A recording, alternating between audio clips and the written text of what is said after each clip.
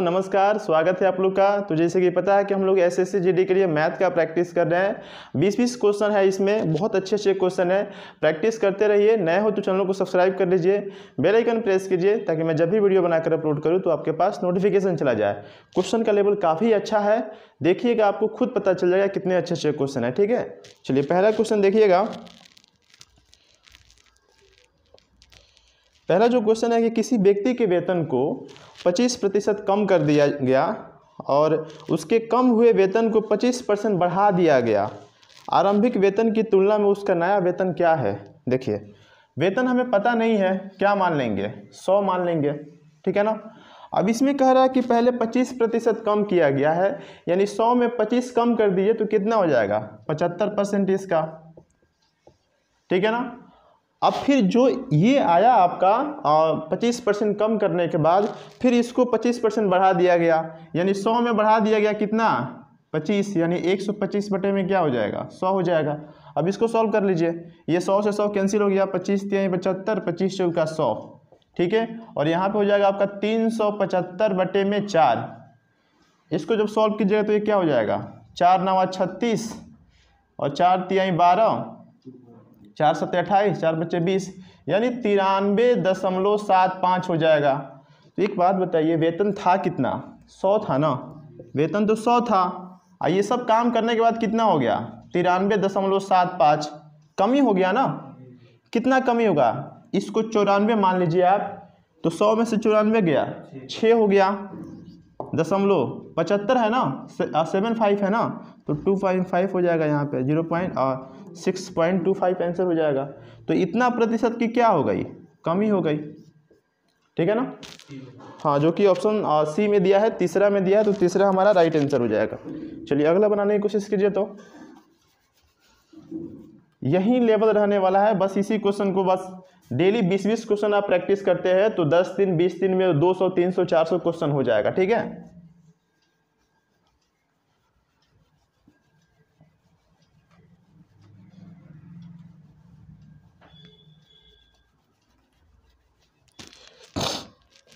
यदि दो संख्याओं का योग a है और गुणनफल b है तो उनके व्युत्क्रम का योग क्या होगा? ठीक है ना। संख्या हमें पता नहीं है तो एक को x मान लेंगे, दूसरे को y मान लेंगे ना। एक को हमने x मान लिया और दूसरे को y मान लिया ना। अगर इनका व्युत्क्रम किया जाए, व्युत्क्रम, तो व्युत्क्रम क्या हो जाएगा? उल्टा, तो 1 बटे में x हो जाएगा और प्लस में 1 बटे में y। यही तो पूछा है। तो x y का एलसीएम लेंगे, क्या हो जाएगा? x y, ऊपर क्या हो जाएगा? y प्लस x, इसको लिख सकते हैं x प्लस वाई अपॉन में x y।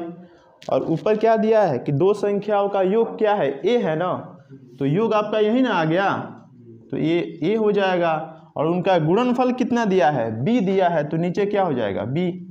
यही हमारा क्या हो जाएगा? आंसर हो जाएगा ना। तो a बटे में b हमारा आंसर हो जाएगा, जो कि तीसरा ऑप्शन में दिया है। चलिए तीसरा क्वेश्चन बनाने की कोशिश कीजिए। तो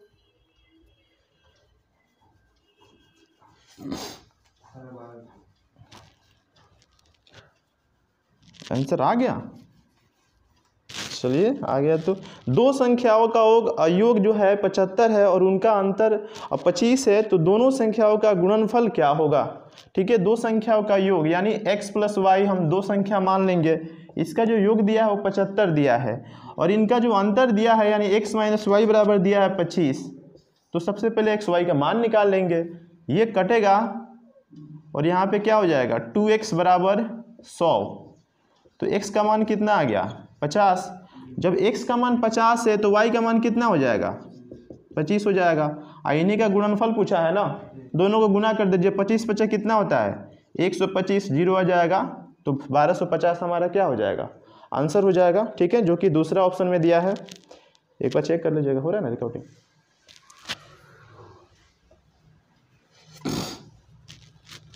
चलिए अगला क्वेश्चन बनाइए। तो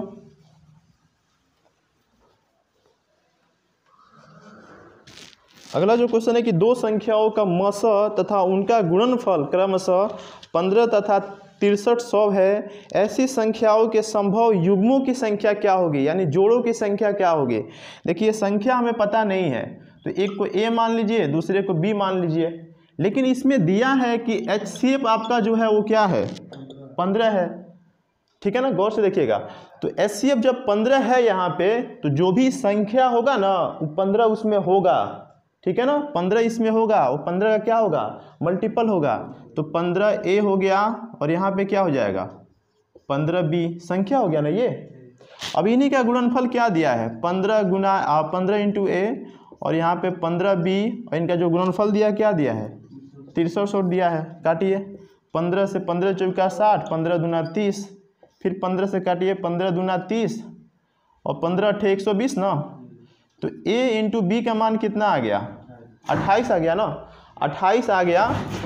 अब A यहाँ पे ऐसा दो मान पुट करना है, ले जाइए, ऐसा दो मान पुट करना है ना कि जो को प्राइम नंबर हो, ठीक है ना, जिसका HCF क्या है, 1 आए। तो क्या क्या हो सकता है बताइए, 1 गुना में 28 हो जाएगा, 2 गुना में 14 होगा, नहीं होगा, ये 2 गुना में 14 कैसे हो जाएगा, ये को प्राइम नंबर है नहीं है ना, इनका तो HCF क्या आ जाएगा, 2 आ जाएगा। लेकिन HCF क्या आना चाहिए, 1 आना चाहिए ना। उसके बाद क्या हो जाएगा, देखिए 4 गुना 7, यही होगा ना, 4 7 28। उसके बाद तो कुछ होगा नहीं, 4 5 6 7, उसके बाद 7 रिपीट हो जाएगा ना, यहाँ पे रिपीट हो जाएगा, यानी जोड़ा कितना संभव है, 1, या यहाँ पे 1 यानी 2 संभव है। तो 2 हमारा आंसर हो जाएगा, जो कि तीसरा ऑप्शन में दिया है। काफ़ी अच्छा क्वेश्चन है ये, बहुत अच्छा क्वेश्चन है। चलिए अगला बनाने की कोशिश कीजिए। तो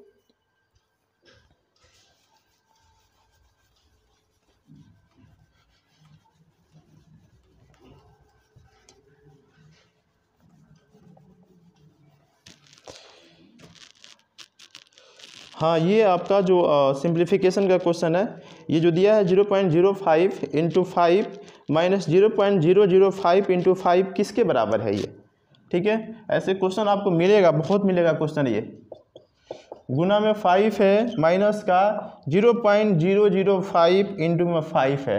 क्या करेंगे यहाँ पे बताइए, ये 5 लिखेंगे और नीचे में क्या हो जाएगा 100, गुना में क्या है 5, ठीक है ना, माइनस इसको 5 दशमलव के बाद कितना संख्या है 3, तो 3 0 यहाँ पे आ जाएगा और गुना में क्या हो जाएगा 5, ठीक है ना।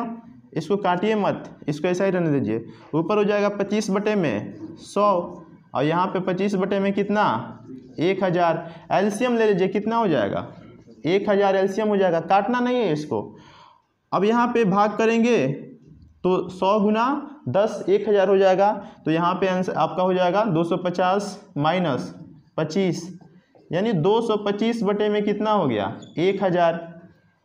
अब आपका 3 0 नीचे है, तो संख्या के पहले काउंट कीजिए 1 2 3, डेसिमल कहाँ लग जाएगा यहाँ पे, तो 0.225 हमारा क्या हो जाएगा आंसर हो जाएगा, ठीक है। जो किस में दिया है, ये दूसरा ऑप्शन में दिया है, तो दूसरा हमारा राइट आंसर हो जाएगा, ठीक है ना। चलिए अगला बनाइए। तो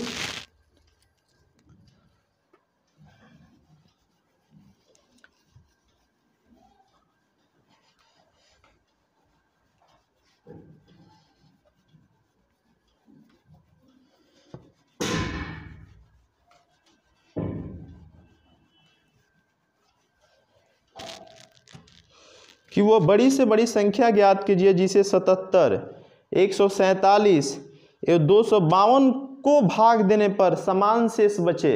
समान शेष वाला जब भी क्वेश्चन आए, संख्या को आपको लिखना है 77, 147, 252। इनका अंतर क्या है बताइए, 7 में से 7 गया 0, 7 हो जाएगा 70 हो जाएगा, ठीक है ना। और इनका अंतर निकाल लीजिए, कितना हो जाएगा ये, और 12 में से 7 गया 5 और 14 में से 4 गया 0 हो जाएगा ना यहाँ पे, और 2 में से 105 हो जाएगा, ठीक है 105। अब इनका दोनों का अंतर आ गया, अब इनका अंतर निकाल लीजिए, ये कितना हो जाएगा 12 में से 7 गया 5 और 14 में से 7 गया 7, 175 होगा, 175 ही होगा। अब देखिए यहाँ पे क्या करना है कि 70, 105 और 175 का आपको HCF निकालना है। जो भी इनका अंतर है ना उसका क्या करना है HCF निकालना है। तो HCF तो सिंपल यहाँ पे देखिए 45 होगा नहीं, ऑप्शन से देख लीजिए, 45 से क्या 70 कटेगा? नहीं कटेगा। 25 से क्या 70 कटेगा? नहीं कटेगा। 30 से क्या 70 कटेगा? नहीं कटेगा। एक ही संख्या 35, 35 से ये भी संख्या कट जाएगा, ये भी कट जाएगा और ये भी कट जाएगा, तो 35 हमारा क्या हो जाएगा? आंसर हो जाएगा, जो कि चौथा ऑप्शन में दिया है। ठीक है, चलिए अगला बनाइए। तो अगला क्वेश्चन,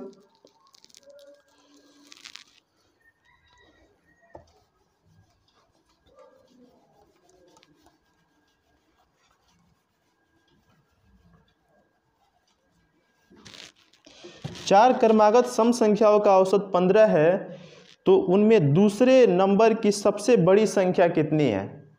देखिए, लगातार जब भी संख्या होता है, वो चाहे विषम संख्या हो, प्राकृत संख्या हो या सम संख्या हो, तो बीच की संख्या क्या होती है? औसत होती है ना। जैसे मान लीजिए कि 2 है, 4 है, 6 है, 8 है, ठीक है ना, और एक और ले लीजिए 10।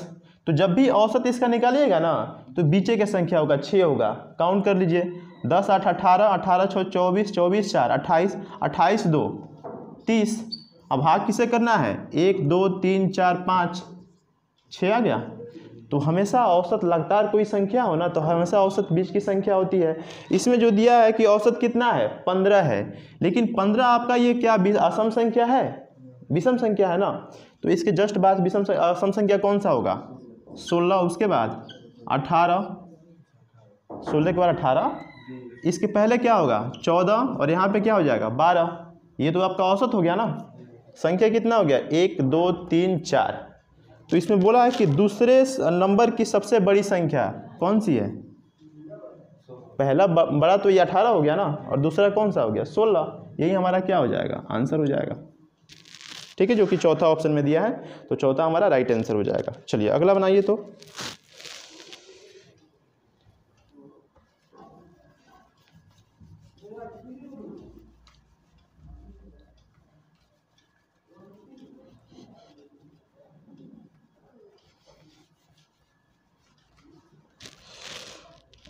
अगला जो आपका क्वेश्चन है रेशियो एंड प्रोपोर्शन का है।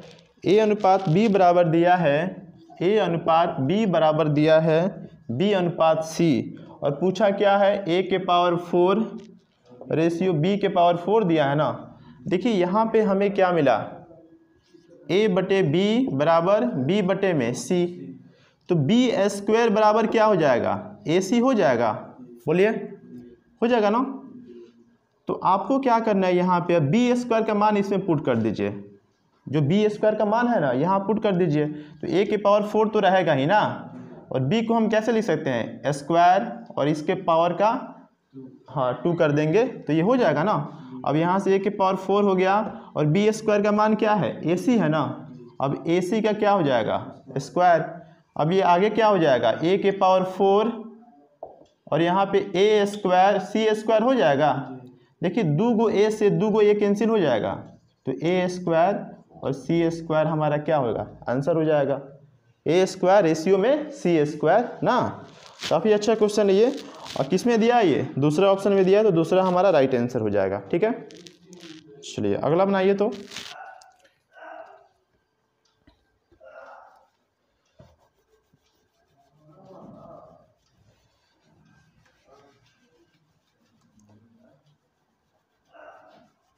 सुनिए, एक बार चेक कर लीजिएगा,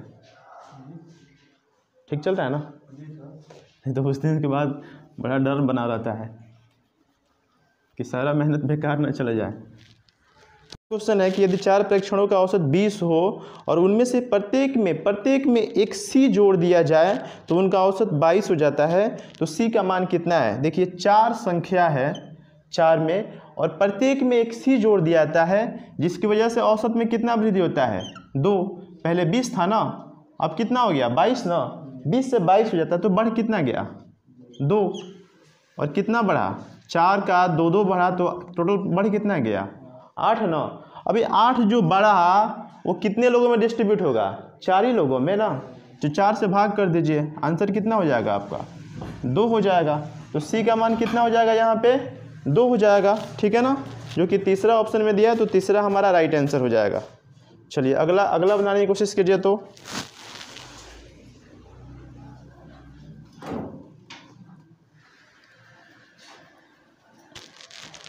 कि दो व्यक्तियों की आय का अनुपात 5:3 है तथा उनके व्यय का अनुपात 9:5 है।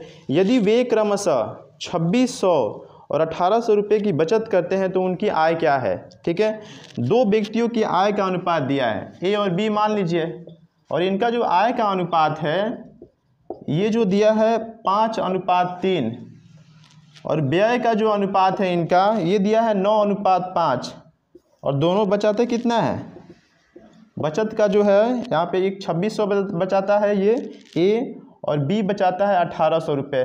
कैसे बनाएंगे इसको, सबसे तेज कैसे बनाएंगे, देखिए इनका क्रॉस मल्टीप्लाई कीजिए और इनका अंतर निकाल लीजिए, फिर इनका क्रॉस मल्टीप्लाई इनका अंतर। देखिए कैसे, 5 बचे मन में करना है, 5 बचे 25, 9 तिरके 27, 27 में से 25 गया, 27 में से 25 गया, ये आपका 2 हो गया ना। अब यहाँ देखिए 18 नवा 162 162,000 हो जाएगा और यहाँ पे 16,200 हो जाएगा और यहाँ पे कितना हो जाएगा, 26 बचे माइनस कीजिए, यहाँ पे डबल जीरो तो आएगा ही, 6 बचे 30, अब 5 दूना 10 और 3 कितना हो गया 13,000 आ गया यहाँ पे। ठीक है, अब अंतर कितना हो गया बताइए, 3200 हो गया ना। अब इस 2 का वैल्यू क्या दिया है 3200, 2 रेशियो का जो वैल्यू दिया है वो 3200 दिया है, तो एक रेशियो है कितना हो जाएगा 1600 हो जाएगा। हमसे पूछा क्या है यहाँ पे कि उनकी आय क्या है, यानी दोनों की आय पूछा है ना, तो 16 पच्चे 80 यानी एक का 8000 हो जाएगा और बी का कितना हो जाएगा 16 तिहाई 4800, यही तो पूछा है ना। तो 8000 4800 दोनों का क्या हो जाएगा आय हो जाएगा। ठीक है, जो कि पहला ही ऑप्शन में दिया है, तो पहला हमारा राइट आंसर हो जाएगा। चलिए अगला क्वेश्चन बनाइए। तो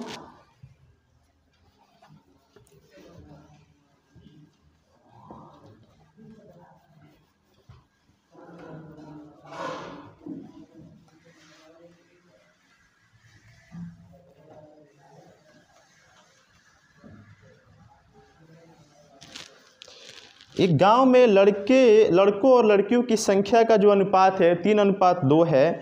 यदि 30% लड़के और 70% लड़कियां किसी परीक्षा में बैठे हो तो उसी परीक्षा में बैठने वाले और न बैठने वाले गांव वासियों की संख्या का अनुपात क्या है। देखिए बॉय का और गर्ल का जो अनुपात दिया है वो दिया है 3:2, ठीक है ना।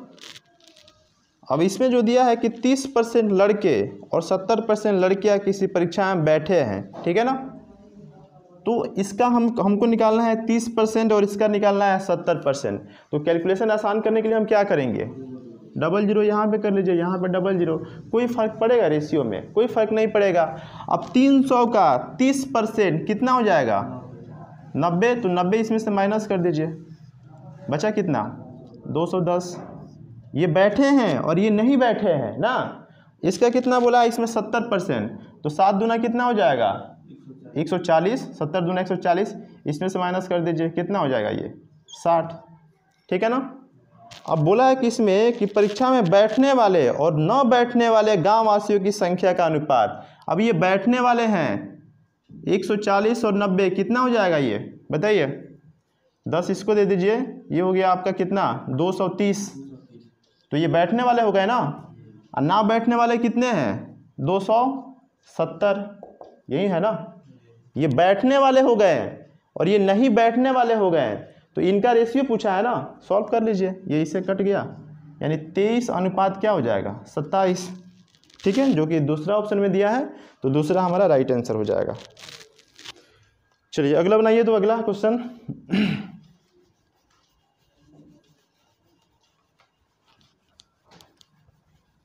कितना क्वेश्चन और है सनी। एक विक्रेता 225 रुपये की कलाई घड़ी खरीदता है और उसकी मरम्मत पर 15 रुपये खर्च करता है। यदि वह उसे 300 रुपये में बेचता है तो उसे कितने प्रतिशत का लाभ हुआ।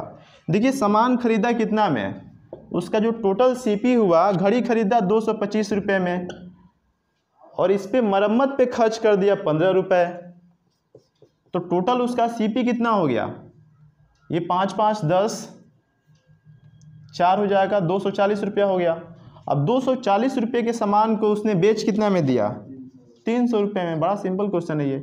अब 240 का सामान 300 में बेच दिया, उसको फायदा कितना हो गया?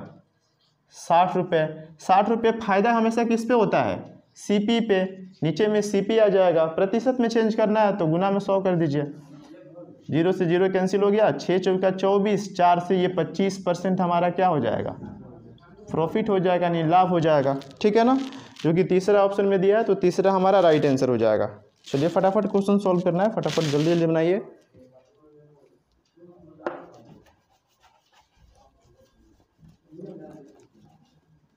बातें कम पढ़ाई ज़्यादा, बाकी लोगों की तरह बात ज़्यादा नहीं करना है, सिर्फ पढ़ाई करना है, जल्दी जल्दी क्वेश्चन सॉल्व करना है। ठीक है, और बात करना हमको आता भी नहीं है, पता ना लोग कैसे कैसे क्या क्या बात कर लेते हैं ना। चलिए, एक व्यापारी ने 200 अंडे खरीदे, उनमें से 38 टूट गए। 38 टूट गए, शेष अंडे उसने 4 रुपये 80 रुपये प्रति दर्जन की दर से बेच दिए और इस प्रकार उसे 8% का लाभ हुआ। तो कुल निवेश कितना था? देखिए 200 अंडे थे और उसमें से टूट गए 38, तो बचे कितने बताइए? 100 आपका 60 यानी 162 हो जाएगा। ठीक है ना। अब 162 को आपको चेंज करना है, इसमें दर्जन में चेंज करना है, तो 12 से भाग कीजिए, इसको 12 से भाग कीजिएगा तो क्या हो जाएगा? 12 एकम 12, 12 तिहाई 36, 6 बच गया ना, यानी 13.1/2 दर्जन हो जाएगा। कोई दिक्कत है? आधा दर्जन यहाँ पे, 13 दर्जन यहाँ पे, तो 13 दर्जन और आधा हो जाएगा, यानी 13 दर्जन आधा हो जाएगा, 13.1/2 दर्जन हो जाएगा। ठीक है ना। अब प्रत्येक दर्जन को उसने बेच दिया 4 रुपये 80 पैसे के हिसाब से। 13 दूना 26, 1 27/2 दर्जन हो गया ना। अब प्रत्येक को बेचा है 4.8। ठीक है ना। सॉल्व कर लीजिए, ये हटेगा तो नीचे 10 आ जाएगा ना, 2 से कटेगा 24। ठीक है ना। अब तो नहीं कटेगा ना, गुना करा लीजिए 24 और 27 में, 7 चौके 28, 7 दूना 14 और 2 16, 4 दूना 8, 2 दूना 4 यहाँ पे हो गया, 8 और 6 14, 4 1 5 6 ना, 64 रुपये कितना हो जाएगा? 80 पैसा। ठीक है ना। उसने बेच दिया और 64 रुपये 80 पैसे में बेचने पर उसको 8% का लाभ हुआ है।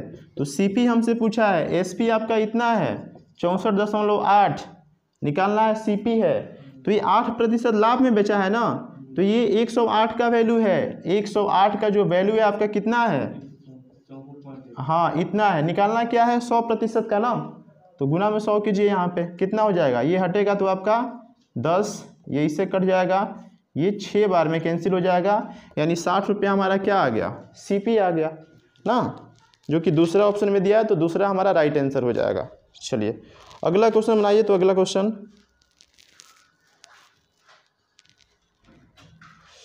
ये आ गया आपका साधारण ब्याज का क्वेश्चन।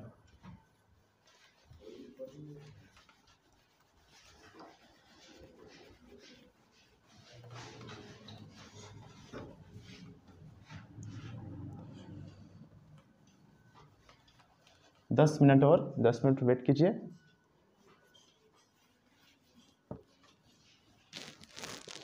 साधारण ब्याज की वार्षिक दर से दर 10% से और 12.5% हो जाने पर किसी व्यक्ति की वार्षिक आय 1250 रुपये बढ़ जाती है, तो उसका मूलधन क्या है? रेट जो है आपका 10% से कितना बढ़ गया सनी? 12.5% बढ़ गया ना। समय क्या है वो सब भूल जाइए, यहाँ पे 10% से 12.5% हो गया, तो रेट में वृद्धि कितना हो गया? 2.5% का ना, 2.5% का वृद्धि हो गया। और यही 2.5% का वैल्यू कितना दिया है? 1250। तो सबसे पहले 1% का वैल्यू निकालिए। 2 दूना 4 आ 1, 5/2 हो जाएगा ना, ये इसका जो वैल्यू है 1250 है, ये 2 जाके इधर गुना हो जाएगा, 1% का वैल्यू क्या हो जाएगा? 1250 गुना में 2/5 कितना हो जाएगा? ये नहीं ना ना ना, हाँ यही होगा ना। तो 250 गुना में 2 कितना हो जाएगा? 500। अब 1% का वैल्यू कितना है? 500 है। मूलधन पूछा है ना, मूलधन अपने आप में 100% होता है, तो 100% का वैल्यू क्या हो जाएगा बताइए? 500 गुना में 100 यानी 50,000 हो जाएगा। 50 शेयर हमारा आंसर हो जाएगा, जो कि पहला ही ऑप्शन में दिया है, तो पहला हमारा राइट आंसर हो जाएगा। ठीक है, चलिए अगला क्वेश्चन बनाइए। तो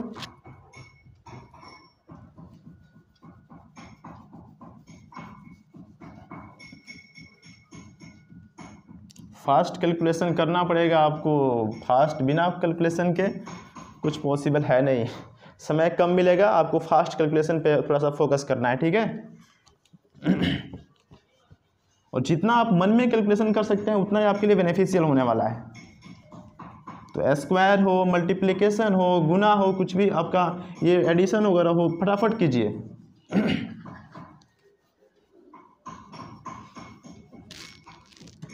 किसी राशि पर 5% वार्षिक ब्याज की दर से 3 वर्षों और 4 वर्षों में साधारण ब्याजों में अंतर जो है 42 रुपये है, तो वह राशि कितनी है? अच्छा बताइए, टाइम कितना दिया है? 3 वर्ष और 4 वर्ष ना।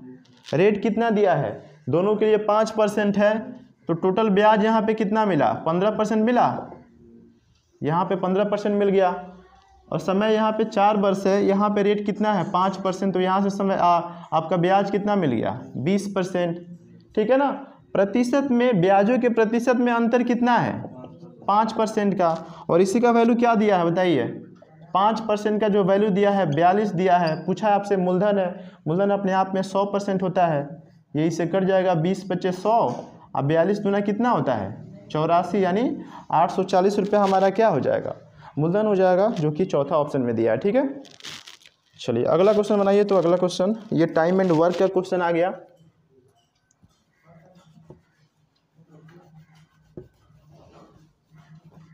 ये सब सेकेंडों का क्वेश्चन है, 15 सेकेंड 20 सेकेंड में ये क्वेश्चन बन जाएगा। सही कॉन्सेप्ट आपको, सही तरीका आना चाहिए। ठीक है, 30 आदमी एक सड़क की मरम्मत 18 दिनों में पूरी कर सकते हैं। ठीक है, यदि उनके साथ 6 अन्य श्रमिक लगा दिए जाए तो वह सड़क कितने दिनों में सुधर जाएगी? देखिए, 30 आदमी किसी काम को 18 दिनों में कर सकते हैं ना, ये टोटल काम हो गया अब आपका। अब इसी काम को इसमें 6 लोग और आ गए, तो पहले से कितने लोग थे? 30 लोग, 6 और आ गए तो कितने लोग हो गए? 36 लोग। अब यही पूछा है कि 36 लोग मिलके इसी काम को कितने दिन में करेंगे, यानी डे 2 निकालना है आपको। हो गया 18 दूना 36, 2 से हो गया 15, यानी डे 2 का मान कितना हो गया? 15 दिन। तो 15 दिन में ये काम समाप्त कर लेंगे। ठीक है, जो कि दूसरा ऑप्शन में दिया है, तो दूसरा हमारा राइट आंसर हो जाएगा। चलिए अगला क्वेश्चन देखते हैं। ये भी आपका टाइम एंड वर्क का क्वेश्चन है।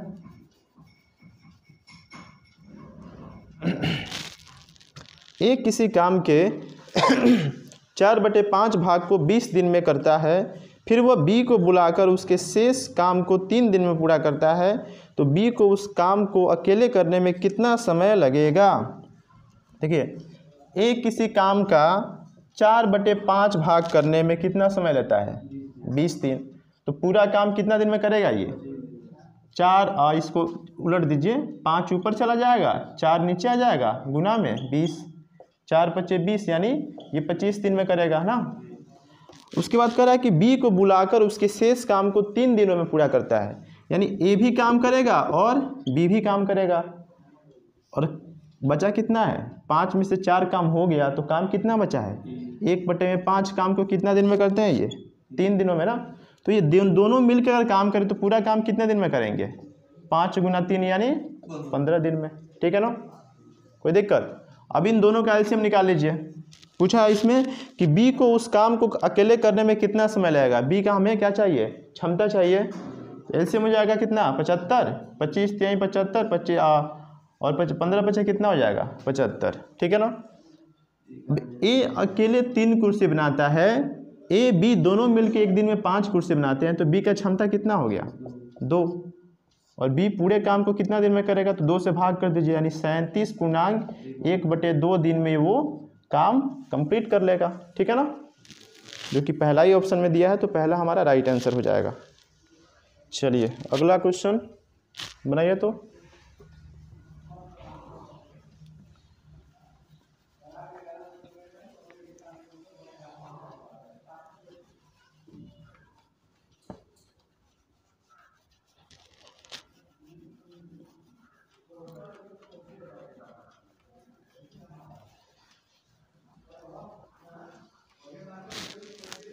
एक कार 1 सेकेंड में 20 मीटर चलती है, उसकी किलोमीटर प्रति घंटा में गति क्या है?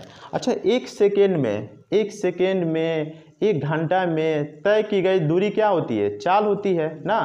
1 सेकेंड में या 1 घंटा में तय की गई दूरी क्या होती है? चाल होती है। तो यहाँ 1 सेकेंड यानी 20 मीटर पर सेकेंड हो जाएगा ना, चाल इसका 20 मीटर पर सेकेंड हो गया। अब इसको, ये छोटी यूनिट है, हमें इसको बड़ी यूनिट में चेंज करना है, किलोमीटर प्रति घंटा में। तो उसके लिए क्या करते हैं बताइए? 18/5 से गुना करा देते हैं। 5 चौका 20, 18 चौका कितना हो गया? 72 किलोमीटर प्रति घंटा हमारा क्या हो जाएगा? आंसर हो जाएगा, जो कि दूसरा ऑप्शन में दिया है। चलिए फटाफट क्वेश्चन करते हैं। अगला क्वेश्चन बनाइए। तो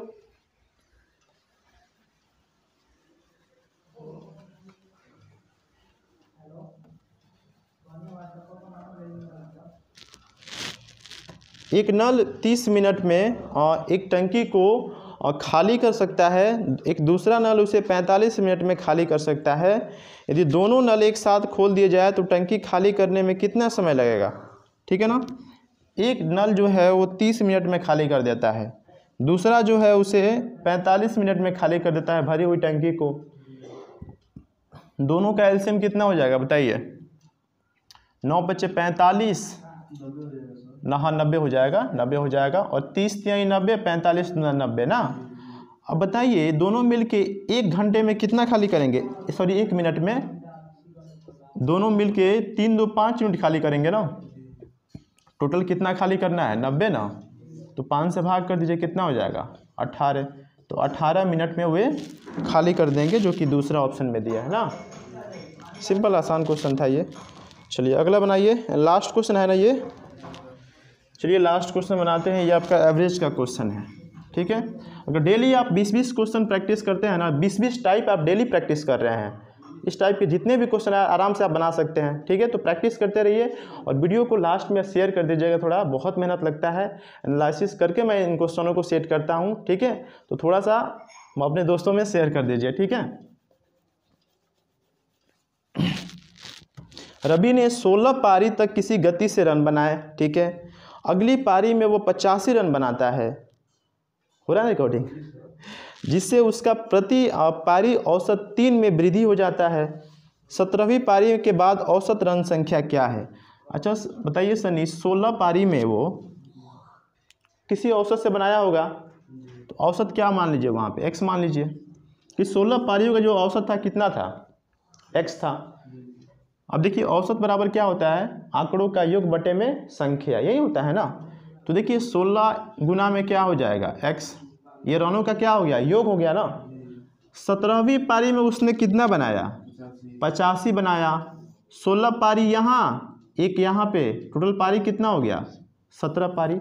अच्छा समझिएगा इसको, 16 पारियों का औसत हमें पता नहीं था, हमने x मान लिया, तो इनका योग क्या होगा? औसत गुना में संख्या योग हो गया। 17वीं पारी में बनाया 85, टोटल पारी 17 है, ठीक है ना। और जो भी औसत आया इसकी वजह से, यानी औसत हमने माना क्या था? x, इसमें वृद्धि कितना का हो गया? 3 का।